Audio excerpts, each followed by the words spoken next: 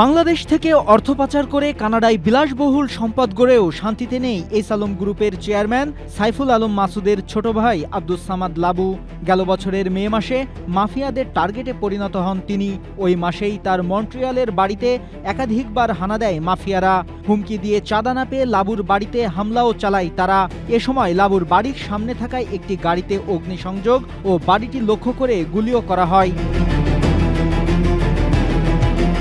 এসব ঘটনার পর জীবন শঙ্কার কথা জানিয়ে কানাডার মন্ট্রিয়াল পুলিশের কাছে অভিযোগ করেন লাবু।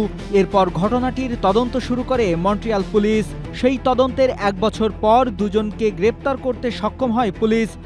স্ট্রবেরি সুপার ডটেড ও ক্লাসিক ভ্যারিয়েন্ট সেন্সেশন জাগুক শিহরণ। পুরো ঘটনা নিয়ে মন্ট্রিয়ালের ফরাসি ভাষার পত্রিকা লা পেরেসে একটি বিস্তারিত প্রতিবেদন প্রকাশের পর ঘটনাটি আবারও সামনে আসে। আর সেই সূত্র ধরে ঘটনার বিস্তারিত অনুসন্ধান করেছে এশিয়া পোস্ট। লাবু কিভাবে মাফিয়াদের টার্গেটে পরিণত হলেন তা নিয়ে এশিয়া পোস্টের সঙ্গে কথা হয় লা প্রেসের অনুসন্ধানী সাংবাদিক ভিনসেন্ট লারুশ ও ড্যানিয়েল রেনোর সঙ্গে।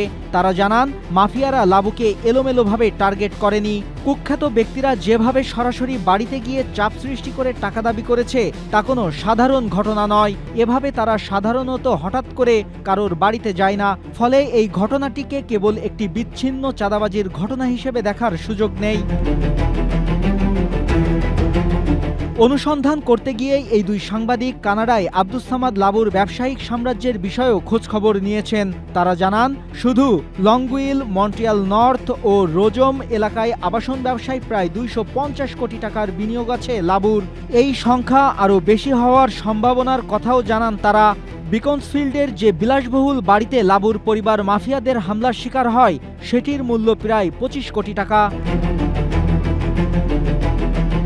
এদিকে এ ঘটনা তদন্ত করতে গিয়ে সাংবাদিক ভিনসেন্ট ও রেনো তদন্ত সংশ্লিষ্ট একটি গোপন সূত্র থেকে জানতে পেরেছেন, আব্দুস সামাদ লাবুর বাড়িতে গিয়ে টাকা দাবি করার সময় মাফিয়ারা বাংলাদেশেও ফোন করেছিল।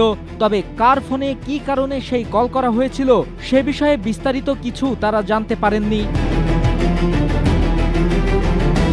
Desk report, Asia post.